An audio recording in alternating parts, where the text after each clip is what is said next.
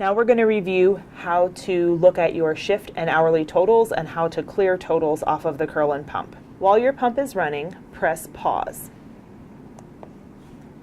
Press yes to select resume, and on this menu press options. Scroll down to shift total, press no to change that, and press yes to accept.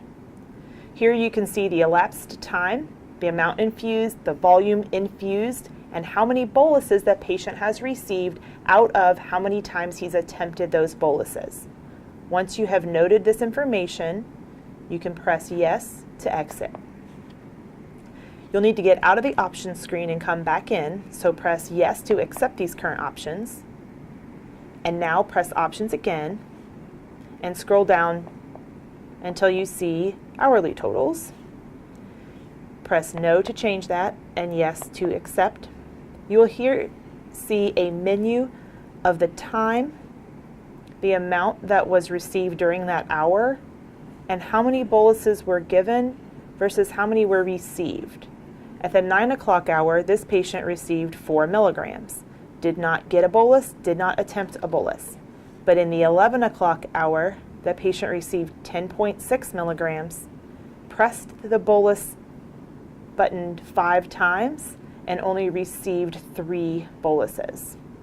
You can scroll up and down on this menu to see previous hours, which will be important for reporting to the provider. But press yes.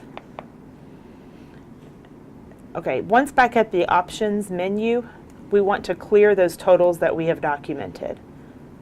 Press options, then scroll down to clear hourly. Again, press no to change. At this time, you will have to enter the lock code.